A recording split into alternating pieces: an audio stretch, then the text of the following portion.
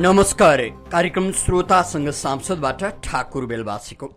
कार्यक्रम श्रोतासँग सांसद तपाईले इमेज एफएम 979 र इमेज न्यूज एफएम 103.6 बाट सुन्न सक्नुहुन्छ। कार्यक्रममा हामीले मुलुकको पछिल्लो राजनीतिमाथि केन्द्रित रहँदै व्यवस्थापिका संसदका एकजना सांसद सदस्यसँग छलफल गर्ने गर्छौं। आज हामीले छलफलका लागि काभ्रेका राप्रपा नेपालका सांसद रेशमबहादुर लामालाई आमन्त्रण गरेका छौं। रेशमबहादुर लामा योभन्दा अघिल्लो सरकारका स्थानीय विकास सहायक मन्त्री समेत भइसक्नु भएको छ। उहाँसँगको छलफलमा तपाईँ पनि सहभागी हुन चाहनुहुन्छ भने हाम्रो स्टुडियोको टेलिफोन नम्बर 400-6525 उपत्यका भित्रका श्रोता मित्र र 400-6526 उपत्यका बाहिरका श्रोता मित्रले फोन गर्न सक्नुहुनेछ। सहभागी श्रोताले छोटो तर्कसङ्गत विषयसँग सम्बन्धित रहेर बुझिने गरी एउटा मात्र प्रश्न राखिदिनु होला। मान्य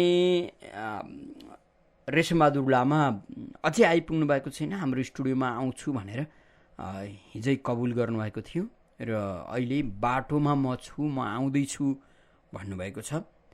रेशमबहादुर लामा राप्रपाको राजनीति गर्नुहुन्छ। राप्रपा नेपालको काभ्रे उहाँको राजनीतिक गृह जिल्ला पनि हो। उहाँका नाममा पनि अनेकन किस्साहरू जोडिएका छन्। विशेष गरी गुण्डागिर्दी र डनगिरी गर्नमा रेशमबहादुर लामा माहिर मानिनुहुन्छ। लो काभ्रेबाट 2-4 त्यस्ता मान्छेहरू मान्ने भए भन्ने हो हल्ला चलेकै हो। हामी उहाँसँग कुराकानी गर्छौँ। मन्त्री हुँदा पनि उहाँको एक खालको चर्चा परिचर्चा भएकै हो। रेशमबहादुर लामा सहायक मन्त्री हुँदा आफै गाडी चलाउनु भयो। सामान्यतया मन्त्रीले आफै गाडी हाँक्न नपाउने नियम रहेछ सुरक्षाका हिसाबले, अनेक हिसाबले। उहाँ आफै गाडी हाँक्नु, गाडीभित्र उहाँका आफ्ना साथीभाइ जो सामान्य नागरिकभन्दा भिन्न भावभङ्गीका, यसो गरिब दुखी अथवा अरूलाई भेट्यो भने हप्काइहाल्ने, दप्काइहाल्ने उद्योगीहरू त्यस्ता भेटिए भने यसो कसो गर्ने यी टाइपका। अनि उहाँले गाडी चलाएर हिँडेको र होहल्ला गरेको पनि मन्त्री भएकै बेला चर्चामा आएको विषय हो। हामी रेशमबहादुर लामासँग उहाँले स्थानीय विकास सहायक मन्त्रालय सम्हालेपछि के काम गर्नुभयो त्यो कुराहरू सोध्नेछौँ। संविधान कार्यान्वयनको विषय पनि हामी उसै गरी उठान गर्नेछौँ। आउँदैछु भनेर जानकारी गराउनुभएको छ। उहाँ बाटोमा आइरहँदा पनि उहाँसँग एउटा टेलिफोनबाट उहाँसँग कुरा गरौँ र अर्को बाटो तपाईँका प्रश्न लिउँ भन्ने थियो। उहाँले होइन म स्टुडियोमै आउँदैछु भन्नुभएको छ। अनि सँगै लामाजीलाई मैले पनि फोन गरेको थिएँ। गफ दिँदै गर्छु न, एकछिनमा आइहाल्छु भन्नुभएको छ। अब धेरै गफ दिनु थाल्यो भने फेरि उहाँका बारेमा अनेकन कुरा गर्नुपर्ने भएको कारणले पनि धेरै गफ दिन त्यति राम्रो भएन। भलै हाम्रा मान्यज्यूहरू, हाम्रा नेताहरू कस्ता छन्, कस्तो आचरणका छन्, के काम गर्छन् भन्ने कुरा चाहिँ बडो विचारणीय छ, सोचनीय छ। देश झन् कमजोर हुँदैछ। तपाईँ हाम्रो जिन्दगी झन् अन्यलमा फस्दैछ। नेताहरू झन् मोटाउँदैछन्, सुकिला मुकिला हुँदैछन्, नयाँ गाडीहरू चढ्दैछन्। यो राजनीति फलिफाप छ उहाँहरूका लागि। तर यही राजनीतिले तपाईँ हामीलाई सधैँ तनाव र सधैँ त्रासमा राखेको छ। काभ्रेका राप्रपा नेपालका सांसद रेशमबहादुर लामासँग छलफल गर्ने प्रयासमा हामी छौँ। उहाँसँग हामी कुराकानी गर्नेछौँ। 400-6525 उपत्यका भित्रका श्रोता र 400-6526 उपत्यका बाहिरका श्रोता मित्रले प्रश्न गर्न सक्नुहुनेछ, फोन गर्न सक्नुहुनेछ। सहभागी श्रोताले छोटो तर्कसङ्गत विषयसँग सम्बन्धित रहेर बुझिने गरी प्रश्न राखिदिनु होला। बोकेशजी, मान्यज्यूलाई फोन लगाउँ, एउटा फोनबाट कुरा पनि गर्दै गरौँ कि जस्तो छ। नजिकै आउनुभयो रे, नजिकै आएको उहाँले सूचना दिनुभएको रहेछ। रेशमबहादुर लामासँग हामी कुरा गर्छौँ। काभ्रे उहाँको गृह जिल्ला, राप्रपा नेपालको राजनीति गर्नुभएका रेशमबहादुर लामा राजनीतिमा आउनु पूर्व उहाँ स्थानीय रूपमा बलशाली मानिनुहुन्थ्यो। त्यसरी अलि सबै भाषामा सम्मान गर्नु पर्दा अलि डन गुन्डा नाइके भन्ने चलन छ, त्यसलाई अलिकति सुधारेर बलशाली भन्नु पर्ला जस्तो छ। राजनीतिमा कुन चाहिँ त्यस्तो चरित्र र पृष्ठभूमि नबोकी आएको छ र एकजनालाई यसरी भन्ने कुरा पनि उठ्न सक्छ। उहाँसँग हामी कुरा गर्छौँ।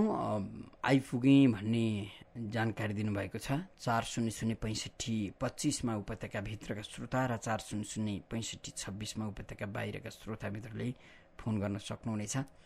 उहाँलाई पर्खिन्जेल बरु श्रोता मित्रसँगै केही कुरा गर्ने हो कि क्या हो बुकेसी? कोही श्रोता हुनुहुन्छ भने हामी कुरा गर्छौँ। को बोल्दै हुनुहुन्छ? कोही श्रोता मित्र टेलिफोन सम्पर्कमा हुनुहुन्छ। हामी प्रश्न लिन्छौँ पनि, टिपौँ पनि प्रश्न। को बोल्दै हुनुहुन्छ? कोही श्रोता मित्र टेलिफोन सम्पर्कमा हुनुहुन्छ। को बोल्दै हुनुहुन्छ? हजुर भन्नुहोस् त। नमस्कार ठाकुरजी। हजुर को बोल्नुभयो? म गङ्गा प्रसाद शर्मा नेपाली। तपाईँको आफ्नो प्रश्न टिपाइदिनुहोस्। मेरो प्रश्न छ, नेपालका व्यवसायी राजनीतिकर्मी भ्रष्ट अपराधी र देशद्रोही पथबाट कहिले बाहिर निस्कलान्? धन्यवाद दिन्छु। गङ्गा प्रसाद शर्माको प्रश्न हामीले टिपेका छौँ। मान्यज्यू आएपछि यो प्रश्न हामी राख्छौँ। फेरि अर्का कोही श्रोता मित्र हुनुहुन्छ, उहाँलाई स्वागत गरौँ। को बोल्दै हुनुहुन्छ? बेलबाज सर नमस्कार गरेँ। हजुर भन्नुहोस्। सर म पनि एउटा पेसाले पत्रकार मनोहर थापा हो। हजुर। र म हाम्रो रेशम लामाको छिमेकी पनि हो। हजुर भन्नुहोस्। बडा राम्रो हजुरले अहिले कुरा जुन व्याख्या गर्नुभयो, भूमिका बार्नुभयो, त्यो एकदम समसामयिक र यथार्थै हो। के नाम भन्नुभयो यहाँले? म मनोहरी थापा, उहाँकै छिमेकी। मनोहरी थापा छिमेकी र यस्तै कार्यक्रम चलाउँथे रेडियो राजधानीमा र अहिले टिभी टुडीमा हप्ताको एकचोटि कार्यक्रम आउँछ मेरो। मान्यज्यू आइसक्नु मनोहरजी, बस्नुहोस्। अब मान्यज्यूसँगै कुरा गर्नुहोस् है। मान्यज्यू बस्नु। हजुर भर्खर सहायक मन्त्री हुनुभएको, अब व्यस्तता त हुने नै भयो नि, होइन? त्यो मन्त्रीको ह्याङओभर भन्छ नि, त्यो छुट्या छैन होला। त्यो रबाफ गाड यताउति, त्यो चाकडी चाप्लिसीमा झुन्निने त्यो एउटा झुन्ड। अब खासै मलाई चाहिँ मेरो जीवनमा चाहिँ त्यस्तो किसिमको केही भएन। तपाईँ त आफै गाडी पनि हाकेर हल्ला खल्ला गर्नु हो नि एकचोटि, होइन? मन्त्री भएको बेला म अब बिदाको दिन सबैलाई सम्मान गर्ने मान्छे। अब तपाईँको पछाडि कुरा काट्यो भन्ने जस्तो होला, कसैले सुनिहाल्दैन। अब तपाईँ आउनु भएन, अलि ढिला भएपछि केही त बोल्नु पर्यो। केही बोल्ने सन्दर्भमा मैले के कुरा बोलेँ भने, रेशमबहादुर लामा काभ्रेका बलशाली गुन्डा नाइके, डन नाइके किन भन्नु? अब काङ्ग्रेसमा, एमालेमा, अर्को कुन चाहिँ नेता त्यो पृष्ठभूमिबाट आएको छैन र रेशमबहादुर लामालाई मात्रै पोल्नु, यो भन्नेहरूले आलोचना गर्लान्। तर म चाहिँ बलशाली नेता मान्छु उहाँलाई। पहिला त्यस्तो बलशाली हुनुहुन्थ्यो, अब राजनीतिमा राप्रपा नेपालको राजनीतिमा आउनु भएको छ भन्नेहरूले त पहिलाका डनै हुन् रेशमबहादुर लामा भन्दा पनि रहेछन् भनेर हामीले तपाईँका बारेमा चर्चा गऱ्यौँ। अब मनोहरी थापा तपाईँको छिमेकी रे, चिन्नुहुन्छ? हजुर चिन्छु। यहाँ लाइनमा हुनुहुन्छ, उहाँले प्रश्न गर्नुहुन्छ। मनोहरजी हजुर ल भन्नुहोस्। लामाजी नमस्कार। नमस्कार। मनोहरी थापा। हजुर भन्नुहोस्। नमस्कार। आराम हुनुहुन्छ? एकदम राम्रो छु। अब घर नजिक भए पनि कहिले पनि भेटघाट हुँदैन, अब के गरे? हजुर। अब मैले त अरू त के होइन, हजुर स्थानीय सहायक विकास मन्त्री हुनुभयो, हामीलाई ठुलो एउटा अवसरको रूपमा ल्याएको थियौँ। तर हजुरको घर छेउछाउको बाटो बनेन, बाइकमा आउँदा जाँदा निकै समस्या छ। र हुन त आजभोलि 2-4 टिप ढुङ्गा झर्या जस्तो पनि छ। अब त्यो बाटो कसरी बन्ला? अब त्यही नै, मैले त खासै अरू त हजुरलाई भेटघाट नभएको कारणले यो एउटा हजुरकै जवाब ठुला भन्ने राजनीतिक दलका साथीहरूलाई हाम्रो छिमेकमा, हाम्रो टोलमा, जसले हामी नै यो देशको सर्वेसर्वा राजनीतिक दलका नेता भन्नेलाई सोध्नुहोस्। मैले मेरो बेलामा त्यो टोलको लागि, त्यो बस्तीको लागि, त्यो गाउँको लागि के कस्ता काम गरे र कसले अवरोध पुर्याइरहेछन् भन्ने कुरा तपाईँलाई स्पष्ट थाहा छ। तपाईँले नै उहाँलाई कुन चाहिँ गाडी चढ्नुहुन्छ? मनोहरीजी बाइक चढ्नु रहेछ, बाटो हिँडाउनु, तपाईँको गाडीले त्यो बाटो कस्तो छ भन्ने थाहा पाउँछु कि? एकदम थाहा पाउँछु। गाडीले भन्दा पनि म सबैको घरमा, सबै गाउँमा, सबै टोलमा, मेरो मात्रै नभएर 75 जिल्लामा सायदै सबैभन्दा बढी जिल्ला घुम्ने मान्छेमा पर्छु होला। मेरो पेसा र व्यवसायले पनि, म निर्माण व्यवसायी, त्यो कारणले यी सबै कुरामा म राम्रोसँग ज्ञान राख्दछु। निर्माण व्यवसाय भनेको तपाईँले ठेक्कापट्टा गर्नुहुन्छ? म एकदमै। कति पर्सेन्ट तपाईँ ठेक्का पारेको पैसाको कति पर्सेन्ट काममा लगाउनुहुन्छ? कति पर्सेन्ट सरकारका कर्मचारीलाई खुवाउनुहुन्छ? कति पर्सेन्ट तपाईँको समूहलाई बाँड्नुहुन्छ? कति पर्सेन्ट तपाईँलाई धम्काउनेहरूलाई बाँड्नुहुन्छ? कुल लगानीको कति प्रतिशत चाहिँ काममा प्रयोग हुन्छ होला? अब यसको विषयमा बाहिर जे जति चर्चा परिचर्चाहरू छन् त्यहाँ धेरै अनियमितताहरू होलान्, केही अनियमितताहरू होलान्, तर म ती सबै कुरालाई छिचोलेर नितान्तै एउटा व्यावसायिक रूपमा लागेको छु। त्यो कारणले त्यो सबै कुराको अनुभव मलाई छैन। होला केही कतै केही मिलेको हुन सक्छ। ढाँटे मैले भन्ने कुरा भित्र ढुकढुक भएको छैन भने ढाँट्नु त हुँदैन भन्छन् नि। अब इमान्दारीपूर्वक भन्नुपर्दा मैले आफू मन्त्री हुँदा पनि आफ्नो मातहतका कर्मचारीलाई सोध्ने गर्थेँ। विगतका वर्षमा मन्त्री, सचिव, डिजी, इन्जिनियर, ओभरसियर यी सबैका नाममा बुझाउने गर्थे। अहिले त म मन्त्री नै भइसकेँ, खोइ यहाँ त केही खैया बेला रहेनछ। तपाईँसँग कुरा गर्ने भइसकेपछि मैले काभ्रेका एकजनालाई फोन गरेँ, तपाईँलाई चिन्ने अलिकति पाका मान्छेलाई। लौ न दाजु, आज रेशमबहादुर लामासँग कुरा गर्नु छ, भनिदिनुहोस् के छन् गुइए कुरा भनेको। धेरै त म भन्दिनँ ठाकुरजी, यहाँ बाहुनहरूले मात्रै बढी चर्को बोल्न सक्छन्, मिठो बोल्न सक्छन् भन्नेका अगाडि रेशमबहादुर लामा चाहिँ त्यो बाहुनका चुनौती हुन्। तिनले यति मिठो बोलेर तपाईँलाई खतरकै पार्छन् कि कुरै नगर्नुहोस्। अचम्म मिठो बोल्छन्, यति हो मैले जानेको। अरू त भन्दिनँ, लौ मलाई पनि त डर मर्दो छ नि भन्नुभयो उहाँले। अब के डर मर्दो पार्नु भएको छ तपाईँले? भनेको तपाईँ मिठो बोल्नुहुन्छ, तर तपाईँको मिठो बोलीमा के कुरा लुकेका छन्, कति झुट छन् भन्ने कुरा अब तपाईँकै मतदाताले थाहा पाउने कुरा भयो। एकजनाले प्रश्न टिपाउनु भएको छ, उहाँ गङ्गा प्रसाद शर्मा नेपालीले। अघि तपाईँ आउन ढिलो गरिसकेपछि उहाँले के भन्नुभएको छ भने नेपाली राजनीतिका व्यवसायी भ्रष्ट नेताहरूले यो राजनीतिबाट कहिले बाहिर जालान् अथवा हामीलाई उनीहरूको यो स्वभावबाट हामी कहिले उत्रिउँला, उनीहरू कहिले बाहिरेलान्, कहिले यस्तो चरित्रबाट उन्मुक्ति पाउलान् उनीहरूले। लौ न मलाई मान्यज्यूले जवाफ दिनु पर्यो भनेर प्रश्न। म गङ्गाजीको प्रश्नप्रति एकदमै आभारी पनि छु, चिन्तित पनि छु। राजनीति आफैमा व्यवसाय होइन। जसले राजनीतिलाई व्यवसाय बनाए, परिवर्तनकारी शक्ति भनौँ, ठुला भन्ने राजनीतिक दल भनौँ, यी सबैले राजनीतिलाई व्यवसाय बनाएकै कारणले आज यो देशको हकीकत भएको छ। यो कुरा नेपाली जनतालाई मैले धेरै ठाउँबाट सार्वजनिक सञ्जाल लगायत व्यक्तिगत अभिव्यक्ति दिँदाखेरि, सार्वजनिक अभिव्यक्ति दिँदाखेरि मैले जहिले पनि भन्दै आइरहेको छु कि नेपालका राजनीतिज्ञहरूले यो राजनीतिलाई व्यवसाय बनाए। त्यही राजनीतिबाट श्रीमतीलाई जागिर खुवाउने, त्यस राजनीतिबाट सालोलाई डिजी बनाउने, सबै कुरा धेरै धेरै राजनीतिज्ञहरू। म मेरो तपाईँको अध्यक्षले नि गर्नु नि होइन, भाइलाई सभासद बनाउनु भयो।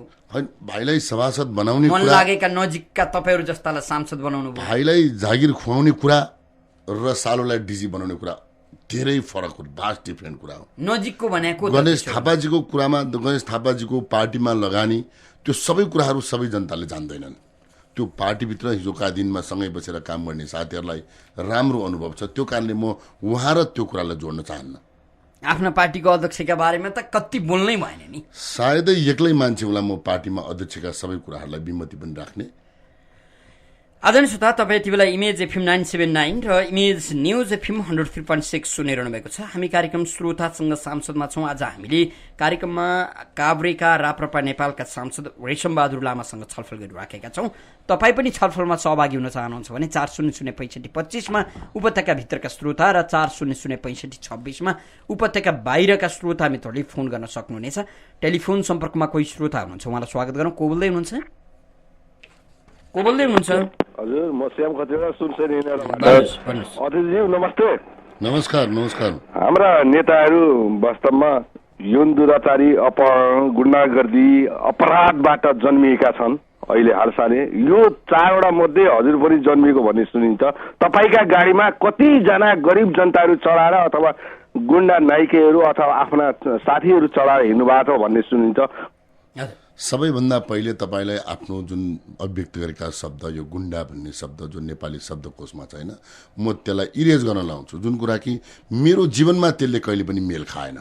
के समाजसेवालाई लिने हिसाब थियो? मेरो पृष्ठभूमि हेर्नुहोस्, 2046 सालको आन्दोलन पश्चात म आन्दोलनलाई विरोधी गर्थेँ, म परिवर्तनको विरोधी थिएँ तात्कालीन अवस्थामा। त्यो बेलादेखि आजसम्म निरन्तर रूपमा जनताको सेवामा आफ्नो जीवनको परवाह नगरिकन व्यक्तिगत अभिष्टलाई नगरिकन त्यो सबै कुरामा लागिरहेको छु। तपाईले राजनीतिमा सफल हुनका लागि अहिलेको राजनीतिक परिवेशमा 2-4 जना डन गाडीमा नबोकी सफल भइन्छ र भने अब गाउँका सोझा जनताको लागि काम गर्नलाई सिंहदरबारभित्र प्रवेश गर्न जनतालाई लिएर गयो भने त्यसलाई गुण्डा भन्ने किन भन्ने प्रश्न त्यसमा छ। गुण्डा केलाई भन्ने, यो गुण्डाको नामाङ्करण र गुण्डाको त्यसको त्यो क्राइटेरिया के हो, त्यो हुनलाई के हुन्छ? मैले त कहिले त्यो कुराको अनुभव गरेको छुइनँ। राजनीतिमा गुण्डागिर्दी छ कि छैन? राजनीतिलाई गुण्डागर्दी भन्ने शब्दसँग मेरो नफरत हो। यो गुण्डागर्दी भन्ने तपाईसँग छैन, तर नेपाली राजनीतिमा गुण्डागिर्दी छ कि? नेपाली राजनीतिमा कसले के गरिरहेछन् भन्ने कुरा तपाईँ यहाँ हुनुहुन्छ ठाकुर बेलबासी, तपाईँ जस्ता कर्मठ पत्रकारिता जसले सबै नेपाली जनतालाई छर्लङ्ग रूपमा देखाइसक्नु भएको छ। त्यो कारणले यो सबै कुरा टिका टिप्पणी गर्नुपर्छ जस्तो मलाई लाग्दैन। अब स्थानीय सहायक मन्त्री हुनुभयो होइन, स्थानीय विकास सहायक मन्त्री, के काम गर्नुभयो? धेरै कामहरू गर्न खोजेँ, समय थोरै, सायद ऐतिहासिक मन्त्री पनि हुँला म। हामीले हाम्रै पालोमा गरेका सामाजिक सुरक्षा भत्ता दोबर, गाउँ विकास समिति नगरपालिकाको बजेटलाई दोबर, सबै 217वटै नगरपालिकामा 24 घण्टा बत्ती, यी यावत कुराहरू हामीले गर्यौँ। के भन्नुभयो रे? 24 घण्टा बत्ती 217वटै नगरपालिकामा हामीले वैकल्पिक ऊर्जा मार्फत बत्ती जुन योजना हामीले ल्यायौँ। योजना अहिले धेरै नगरपालिकामा काम भइरहेछ। अहिले लगभग 97वटा नगरपालिकामा सम्पन्न भइसकेको छ। यो हाम्रो एकदम उल्लेख्य, सबैभन्दा महत्त्वपूर्ण र सबैले देखिने कार्य भनेको यिनै हुन्। अच्छा, हामीसँग फेरि एउटा मैले आफैले व्यक्तिगत रूपमा हामीले मन्त्रालयमा बसेर एउटा काम गर्न खोजेको थिएँ, जसलाई धेरै थरीका साथीहरू हुनुहुन्छ, तपाईँलाई थाहा छ नेपालका कर्मचारीका विषयमा, राजनीतिको विषयमा मैले तपाईँ त निकै आक्रामक देखिनुभयो नि कर्मचारीका बारे त्यो बेला पनि। अब आक्रमण म जनताको लागि गएको, म गोठालो गएको होइन। नेपाली जनताको पीर मर्काको पक्षमा काम गर्न खोज्दा त्यस्तो देखिँदो रहेछ। मन्त्रीले चाहिँ कर्मचारीले मन्त्रीलाई गोठालो सम्झिँदा रहेछन् क्या हो? अब अहिलेसम्मको विगत 20 वर्षको प्र्याक्टिस त्यही रहेछ र त्यो गर्न खोज्यो, मैले त्यो कुरालाई काटेँ। हजुर, हामीसँग कोही श्रोता हुनुहुन्छ प्रश्नका लागि, को बोल्दै हुनुहुन्छ? हजुर, म काभ्रेबाट मानबाज रेग्मी। भन्नुहोस्। सभासदज्यू नमस्कार। नमस्कार। म सहकारीको काम गर्छु नि, तपाईँ गोरामचोकमा चिया खाना आउनुहुन्छ नि, म चिन्छु त। ए हस् हजुर चिने मैले। मैले चाहिँ के भन्नु आँटेँ भने क्या सर सभासदज्यू, यो हाम्रो यो बनेपार नगरपालिकामा हजुर यो अहिले भूकम्प पीडितहरू घर बसिरहेको छ। हजुर, त्यो चाहिँ तपाईँको चाहिँ मतलब नक्सा पास गर्नुपर्छ भन्छ अरे। अनि नक्सा पास गर्न तपाईँको करिब एउटा घर नक्सा पास गर्नलाई 25,000 देखि 30,000 लाग्दो रहेछ। अब जम्मा सरकारले दिएको छ पैसा 3 लाख। अनि यो यत्रो नक्सा पास गर्नलाई यो यिनीहरूले भूकम्प पीडितहरूसँग पैसा लिने, यो बारेमा तपाईँले चाहिँ सशक्त आन्दोलन उठाउनुहोस्। बनेपाको तपाईँ चाहिँ काभ्रे जिल्लाभरिकै सभासद हो, देशभरिकै हो। तपाईँ गरिब जनताको घर बनाउनलाई तपाईँको चाहिँ मतलब एकदम इमान्दारी पूर्वक सदनमा यी विषयमा हरेक दिन जस्तो कुरा उठिरहेको छ। त्यो कुरामा मैले पनि पटक पटक उठाएको छु। यसमा तपाईँहरूलाई निर्धक्क रहनुहोस्। तपाईँले कुरा उठाउने, तर सरकारी नियम सरकारी व्यवहार कहिले नसुध्रने अनि? त्यही हो, मैले भनिहालेँ 27 वर्षदेखि एउटा कित्तामा बगिरहेको कुरालाई हामीले भर्खरै गएर अर्को कित्तामा बगाउँछु भन्दा गाह्रो हुँदो रहेछ। सायद त्यसैको अवजस होला। मैले पनि अहिले देशभरिबाट साथीहरूले जे कुरा भनिरहेछन् म त्यसलाई ठुलो हेरेर सुनिरहेको छु। हजुर, हामीसँग फेरि अर्का कोही श्रोता हुनुहुन्छ, को बोल्दै हुनुहुन्छ?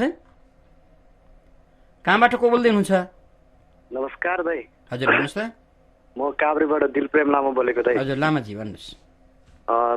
दाइले फ्याफुल्ला फ्याफुलजी दाइ एउटा कुरा स्पष्ट भनिदिनुहोस् कि तपाईँले काभ्रेको मान्छेहरू जति चाहिँ कि गुन्डा र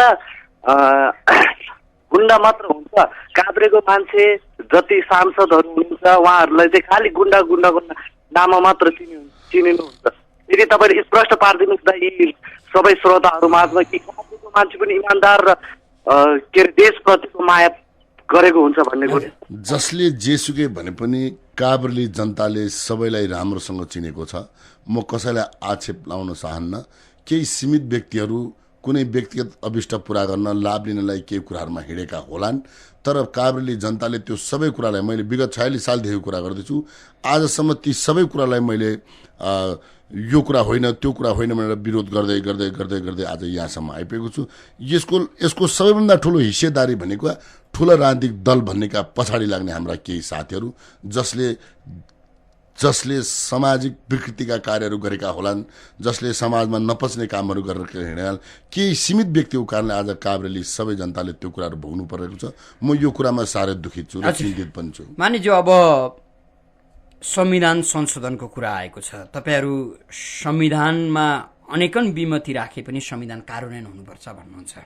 हजुर, फेरि पनि संविधान कार्यान्वयनको चर्चा गरिरहँदा मुलुकले गणतन्त्र र धर्मनिरपेक्ष संघीयतालाई संस्थागत गर्दैछ। अब यी कुरा चाहिँ हामी मान्दैनौँ भन्ने तर भित्र रूपमा आत्मसमर्पण गर्ने हो, अथवा यिनै कुरालाई लिएर सरकारमा जाने एउटा बार्गेनिङको माध्यम बनाउने हो? यसलाई कसरी बुझिदिनु पर्यो भने हामी मात्रै प्रजातन्त्रमा विश्वास राख्छौँ, कुरो त्यति मात्रै हो। अहिले संविधान कार्यान्वयन भनेको हाम्रो राजनीतिक एजेन्डा हो। हामी संविधानमा लेखिएका गणतन्त्र, संहिता र धर्मनिरपेक्षता यो तीनटै कुरा नेपाली जनताको पक्षमा छैन, नेपाली जनताको हितमा छैन, नेपाली जनतालाई यसले मुक्ति दिँदैन भन्ने राप्रपा नेपालको ठहर हो।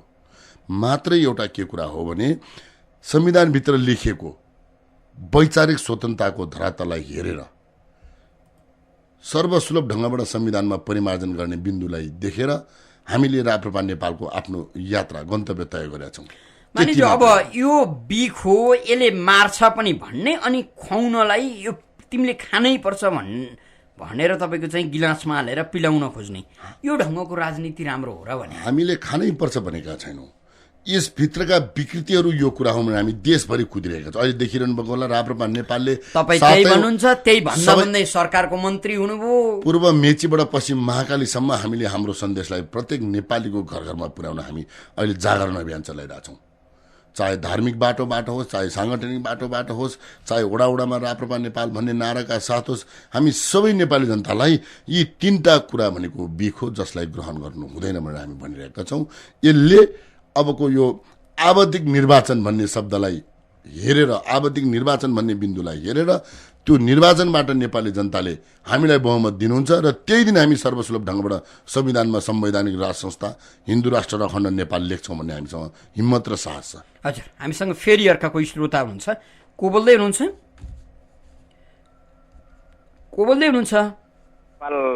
माछा पोखरीबाट। हजुर, भन्नुहोस्। फेरि अर्का कोही श्रोता मित्र हुनुहुन्छ टेलिफोन सम्पर्कमा। को बोल्दै हुनुहुन्छ? हेलो। हजुर, भन्नुहोस् त। नमस्कार, म हरिकृष्ण शर्मा बालाजुबाट। भन्नुहोस्। मेरो प्रश्न मान्यज्यूलाई, तपाईँ मन्त्री क्वार्टरबाट सिंहदरबार आउँदासम्म चाहिँ महानगरपालिकामा 24 घण्टा बत्ती देख्नुभएछ। महानगरपालिकाको कुनै पनि एरिया बालाजु माछापोखरी एरियातिर जानुभएको छ कि छैन? बत्ती 24 घण्टा राख्ने चाहिँ हामीले योजना ल्यायौँ भन्नुभयो, त्यो योजना कहाँ चाहिँ गयो? अब हामीले ल्याएको योजनामा महानगरपालिकाको लगभग सबै वडामा अहिले बनिरहेको होला मेरो विचारमा। तपाईँको घर अगाडि पनि खम्बा लडिरहेको हुनसक्छ, तपाईँको घरको कुनै वडाको स्टोरमा कुनै बत्ती बसिरहेको हुनसक्छ, त्यसलाई तपाईँहरू जुझार हुनु जरुरी छ। मैले सबै प्रत्येक घरमा र वडामा हेर्न सकिनँ होला, तर जुन योजना लिएर आएको छु सबै कुराको। तपाईँले यसो भनिरहँदा सिंहदरबारको मूल गेटका अगाडिका बत्ती निभेका हुन्छन्, सोलर बिग्रेको हुन्छ। तपाईँले यो नेपालकै कुरा गर्नुभयो कि मन्त्री हुँदा कतै घुम्न जानुभएको थियो त्यो देशको कुरा गर्नुभयो? मैले मन्त्री हुँदा कुनै देशको भ्रमण गरिनँ। देशभरि सबै नेपाली जनताको घर दैलोमा पुग्ने साहस गरेँ जहाँ पुग्न सकिनँ।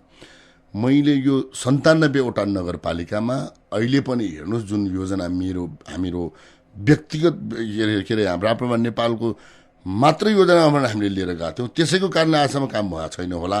नत्र 97वटा नगरपालिकामा यो योजना चलिरहेको अवस्था छ, सबै ठाउँमा निकासी भइसकेको छ। अब तपाईँहरू जनताले घचघचाउनुहोस्, जुझारो हुनुहोस्, त्यहाँ छिटोभन्दा छिटो गाड या छिटो बाल भन्ने तपाईँहरू लाग्नुभयो भने यो सम्भव छ। हजुर, हामीसँग फेरि अर्का कोही श्रोता हुनुहुन्छ, उहाँलाई स्वागत गरौँ। को बोल्दै हुनुहुन्छ? हेलो। हजुर, भन्नुहोस् न। हजुर, म एमपी लाल विराटनगरबाट। भन्नुहोस्। हजुर, सभासदज्यू नमस्कार। नमस्कार। नमस्कार। हजुर, मेरो प्रश्न के रह्यो भन्दाखेरि स्थानीय विकास सहायक मन्त्री हुनुहुँदो रहेछ है। अब जुन 24 घण्टा बसेका कुरा गर्नु भयो, विकास भनेको बाटोघाटाका पनि कुरा गरौँ होइन। जब यो तपाईँहरूको बजेट पारित हुन्छ अनि बाटा बन्ने बेलामा चाहिँ तपाईँहरूको बर्खा लागेपछि काम सुरु हुन्छ है। अब यो हिलो मैलो बाटोघाटो यो कसरी हिँड्ने जनताले भन्नु चाहिँ यो किन? हजुर जवाब दिनु। होइन, अब यो बर्सात भनेको प्राकृतिक कुरा हो जसलाई हामी नरोक्न सक्छौँ न छिक्न सक्छौँ। तर योजनाहरू जुन बेलामा आउँछन् जसरी गर्छन्, बाटो बन्ने कुरामा बाटो सबैभन्दा ठुलो कुरा हो। यो समृद्धिका लागि सबैभन्दा अगाडि बाटोघाटो चाहिँदो रहेछ भन्ने कुरा एउटा राज्यको नीति बनेको छ। यो कुरा सम्भव छ, यो कुरा बन्छ। सबैले यसलाई चाहिँ आत्मसात गर्नु जरुरी छ। जसरी जहाँ बाटो भए पनि सबै नेपालीको घर दैलोमा बाटो पुग्नुपर्छ भन्ने राज्यको योजना हो, यो पुगिन्छ। अब तपाईँले आफ्नो राजनीति भन्दा अर्को कामको पनि चर्चा गर्नुभयो। म ठेक्का पट्टा गर्छु अथवा ठेकेदार हुँ भन्नुभयो होइन। ठेक्काको व्यवसाय, म निर्माण व्यवसाय हो। त्यसरी अलि सभ्य भाषामा बोल्दा निर्माण व्यवसाय। मन्त्री हुँदा आफ्नो कम्पनीलाई काम दिलाउन कतिको रस्साकसी गर्नुभयो? मेरो ठेक्का कम्पनीको विषयमा सायदै गन्तीमै पर्ने निर्माण व्यवसायी हुँ म। त्यस्तो किसिमको आजसम्म काहीँ केही गरेको छैन होइन। मैले आफूले मन्त्रालय सम्हालेपछि एउटा पनि काम मैले पाएको छुइनँ। यो देखिने कुरा हो। तपाईँले पाउनु भएन, तर तपाईँका नाममा, तपाईँको पहुँचमा, तपाईँको बैंक खातामा पैसा झर्ने गरी मान्छेलाई काम दिलाउनु हो भनेर निकै चर्चा चलेको थियो। अनि अब त्यो चर्चा भनेको त हुन त मलाई खुसी लाग्छ, कुरा ठुलै मान्छे काट्ने, म ठुलै भएछु जस्तो मलाई लाग्छ होइन। तर जहाँसम्म यी सबै कुराहरू गर्छन् यी सबै कल्पित कुराहरू हुन् होइन। मेरो विषयमा मन्त्री भएपछिका मेरा त्यो के अरे सम्पत्ति विवरणमा देखिए हुन्छ। विगत 20 वर्षदेखि आजसम्म रेशम लामा कहाँ थियो, के गर्दै थियो, कसो गर्दैछ, त्यो सबै कुरा छर्लङ्ग छ। म यति हो खुला किताब हो, म पढ्नु पाइन्छ च्यात्न पाइँदैन भन्ने। मान्यज्यू, अब अघि कुनै दिन यो मुलुकको संविधानमा हिन्दू राष्ट्र नेपाल लेखाइ छोड्ने छौँ भन्नुभयो। हजुर, निकै ठुलो हिम्मत गर्नुभएको छ। नेपालमा यस्ता खालका हिम्मत गर्नका लागि पहिल्यैदेखि छिमेकी मुलुक भारत र अहिले कता कता अरू 1-2वटा देश पनि जोडिन्छन् भन्छन्। उनीहरूको बलले मात्रै आँट गर्न सकिन्छ, अहिलेको धर्मनिरपेक्ष पनि विभिन्न मुलुकका आँटले भएको हो भन्ने गर्छन्। तपाईँहरूलाई यो हिन्दू राष्ट्र नेपाल लेखाइ छाड्नेछौँ भन्ने आँट गर्नका लागि कहाँको बल आएको छ, कहाँको शक्ति आएको छ? त्यो पराधीन मानसिकताले ग्रसित नेतृत्वले गर्ने अनुभव गर्ने कुरा हुन्थ्यो। तर हामी आफै सोधिन्छौँ, हामी सक्षम छौँ, हामी नेपाली हौँ। सबै नेपालीले एकपटक हामी भित्रको सनातन धर्मलाई फर्काउनुपर्छ भन्ने विश्वास हामीमा छ। त्यो कारणले हामीलाई कसैको साथ र सहयोग नहुँदा पनि एक दिन सबै नेपाली जनताले यो कुरा बुझ्नेछन्। जुन दिन बुझ्छ त्यो दिन यो देशमा हिन्दू राष्ट्र स्थापित हुनेछ। यो कुरामा म ढुक्क छु। हामीसँग फेरि अर्का कोही श्रोता हुनुहुन्छ। को बोल्दै हुनुहुन्छ? हजुर भन्नुहोस् त। भन्नुहोस्। नमस्कार। म के भन्न चाहन्छु भने म इटरी सुनसरीबाट श्याम पौडेल बोलेको। हजुर। मेरा छिमेकी पनि एकजना राप्रपाका वरिष्ठ एकजना हुनुहुन्छ लिम्बू थरका रामकुमार सुब्बा। म पनि उहाँकै छिमेकी हुँ। उहाँले निटरी क्षेत्रलाई यति समाज क्षेत्र र यति शान्ति सुव्यवस्था तरिकाले लानुभएको छ। यहाँका धेरैको अलिकति टिका टिप्पणी अलिक गलत कुराहरू पनि सुनियो, कति राम्रा कुराहरू सुनियो। त्यो आफ्नो ठाउँमा हुनसक्छ। राजनीतिमा प्रवेश गरी सब कुराहरू हुन्छन्, ल्याउनु पनि पर्छ। तर नेपाली जनता र नेपाली जनताको शान्ति सुव्यवस्था र शान्तितिर बसेका ठाउँमा तपाईँहरू जस्ता डरेका वासा जस्तो भन्ने एउटा शब्द मैले प्रयोग गरेँ, त्यो प्रवेशबाट नेपाली जनताले मुक्त कहिले पाउँछन्? तपाईँले पहिला आफू कुन धरातलमा हुनुहुन्छ भन्ने कुरा कल्पना गर्नु पर्दछ र बुझ्नु पर्दछ। आफू जुन ठाउँमा बसेको छ त्यो कुरामा पहिला आफू निर्णय गर्न सक्नु पर्दछ। त्यसपछि यी सबै कुराहरू प्राप्त हुन्छ। तपाईँले जसलाई छान्नुभयो, जुन नेतृत्वलाई छान्नुभयो, जसलाई भोट हाल्नुभयो, तिनै हुन् बुवासा भनेका। आजसम्म नेपालको राष्ट्रिय अस्तित्व, नेपालको अस्मिता, नेपाली जनताको सार्वभौमिकतालाई लुटाउने तपाईँले छानेका जनता हुन्। त्यो कुरामा म विश्वस्त छु। त्यो कारणले तपाईँले अर्को जो आफ्नो विचारभन्दा फरक विचारका मान्छेलाई त्यो देख्नुहुन्छ, त्यसैले तपाईँले त्यो शब्द प्रयोग गर्नुहुन्छ। यसमा हामीलाई कुनै किसिमको टिप्पा टिप्पणी गर्नु छैन। हामी सबै नेपाली एक हुनुपर्छ भन्ने पक्षमा छौँ। हामीसँग फेरि अर्का कोही श्रोता हुनुहुन्छ। को बोल्दै हुनुहुन्छ? ठाकुरजी नमस्कार। म केशव दाहाल, गोठगाउँ मोरङबाट। भन्नुहोस्। एउटा कुरा, हजुरले यो पुष्पकमल दाहाल जस्ता शेरबहादुर देउबा जस्ता सिंहबहादुर महरा जस्ता नेता यहाँले प्रश्न राख्नुहोस् त, मान्यज्यूसँग प्रश्न राख्नुहोस् त। के भनेदेखि यो जुन अहिले धर्मनिरपेक्ष 90% हिन्दू भएको ठाउँमा धर्मनिरपेक्ष पार्नुको प्रमुख कारण के थियो? सांसदजीलाई सोधिदिनु। सांसदलाई मेरो अभिवादन छ। मेरो नमस्कार हजुर। म निरपेक्षताको विरोधी मान्छे। निरपेक्षता नास्तिक हो। निरपेक्षताले कसैलाई राम्रो गर्दैन भन्ने पक्षको माननीयलाई पर्नुभयो। तपाईँले यो कुरा अहिलेका गणतन्त्रवादी, संहितावादी र धर्मनिष्ठतावादीलाई सोध्नु भएको भए अझ राम्रो हुन्थ्यो होला। अच्छा, फेरि पनि टेलिफोन सम्पर्कमा अर्का कोही श्रोता हुनुहुन्छ, उहाँलाई स्वागत गरौँ। को बोल्दै हुनुहुन्छ? नमस्कार हजुर। भन्नुहोस् त। म सानो योन्जन भक्तपुरबाट। भन्नुहोस् सानो। नमस्कार हजुर। मेरै दाजुभाइ पर्नुभएछ। नमस्कार फ्याफुलजी। फ्याफुलजी हजुर। हजुर हजुर। अब मैले हजुरलाई एउटा प्रश्न चाहिँ कस्तो राख्न खोज्यो भने हजुर करिब करिब अब हिन्दू राज्य नै कायम हुनुपर्छ भन्ने तपाईँको मान्यता? एकदमै। अब तपाईँको नामको रेशमको पछाडि लामा नराखेको भए तपाईँ पक्कै हुन्थ्यो कि? तर लामा भन्ने त हिन्दू त हुँदैन भन्न खोजेको मैले। तपाईँ एकदमै आला काँचो र अर्ध कुरा गर्नुभयो। सबैभन्दा पहिला मेरो देश नेपाल, जसको पहिचान संसारकै एउटै मात्र हिन्दू राष्ट्र नेपाल। यो देशै रहेन भने तपाईँको जातकै काम, तपाईँको धर्मकै काम, तपाईँको राजनीतिकै काम। त्यसैले सर्वोपरि कुरा भनेकै मेरो देश नेपाल, जसमा सबै अटाउनुपर्छ भन्ने कुरालाई लिएर हिँडिरहेको छु। अच्छा, हामीसँग फेरि अर्का कोही श्रोता हुनुहुन्छ, उहाँलाई स्वागत गरौँ। को बोल्दै हुनुहुन्छ? म नुवाकोट मदानपुरबाट रामचन्द्र घिमिरे। छोटो प्रश्न राख्न सक्नुहुन्छ। सांसदजी नमस्कार। नमस्कार। मानव तपाईँ पूर्व विशिष्ट बन्नुभयो, देशको सम्पत्तिलाई तपाईँले कतिको सिद्ध्याउनुहुन्छ होला भनेर? तपाईँले देशको सम्पत्तिको कुरा गर्नुभयो। तपाईँको धर्म देशको सम्पत्ति होइन, तपाईँको राष्ट्रियता देशको सम्पत्ति होइन, तपाईँको आफ्नो सनातन धर्म, संस्कृति, रीतिरिवाज, परम्परा र पहिचान सम्पत्ति होइन। यो सबै कुरा गुमाउँदा तपाईँलाई चिन्ता नहुने। अनि कुन सम्पत्तिको कुरा गर्नुभएको छ मैले बुझिनँ। मानिज्यू, अब देशको राजनीति र देशको भविष्य कता जाँदैछ, कस्तो हुँदैछ, तपाईँले बुझेको राजनीति बुझाइदिनुहोस् न हामीलाई। अब अहिले गन्तव्यविहीन यात्रामा देश गइरहेको छ। सबै नेपालीले बुझ्दै पनि त्यो कुरामा हामीले भनिरहेछौँ युटर्न गर्नु सब बेला भयो। गणतन्त्र, धर्मनिरपेक्षता र संहिताले राज्यलाई कहाँ पुर्याउँदो रहेछ भन्ने कुरा नेपाली जनताले अनुभव गरिसक्यो। तर यहाँ जनता नभएकै कारणले अहिलेको परिस्थिति जन्मेको हो। यसलाई सबैले एकपटक राम्रोसँग मनन गरेर यी सबै कुरालाई हिजो जहाँबाट ल्याएका हुन्, जहाँबाट आयात गरेका हुन्, त्यही ठाउँमा बुझाएर हामी सनातन कुरामा लाग्यौँ भने नेपाली जनताको मुक्ति सम्भव छ, नेपाली जनताको आर्थिक समृद्धि सम्भव छ। हजुर, मान्यज्यू, यहाँले आफ्नो व्यस्त समय हामीलाई उपलब्ध गराइदिनु भयो, धेरै धेरै धन्यवाद। धेरै धेरै धन्यवाद। केही थोरै कुराहरू पनि नेपाली जनता दाजुभाइ सामुक्ष राख्न दिनुभयो, यसको लागि तपाईँलाई धेरै धेरै धन्यवाद। र नजिकै गरेको विजयादशमी, दीपावली, छठ र नेपाल सम्मतको उपलक्ष्यमा सबै नेपाली दाजुभाइ दिदीबहिनीहरूलाई मेरो धेरै धेरै शुभकामना भन्न चाहन्छु। आदरणीय श्रोता, कार्यक्रम श्रोतासँग सांसदमा आज हामीले काभ्रेका राप्रपा नेपालका सांसद रेशमबहादुर लामासँग छलफल गर्यौं। कार्यक्रम सुनेर र कार्यक्रममा आफ्नो सहभागिता जनाइदिएर साथ दिनुहुने सम्पूर्ण श्रोता मित्रलाई धेरै धेरै धन्यवाद दिँदै सहकर्मी मित्र दुई बुकेश महर्जन अनि साकेका साथमा ठाकुर बेलवासी बिदा हुन्छु। नमस्कार। बडा दशैंको शुभकामना सँगै नागरिक दैनिक प्रस्तुत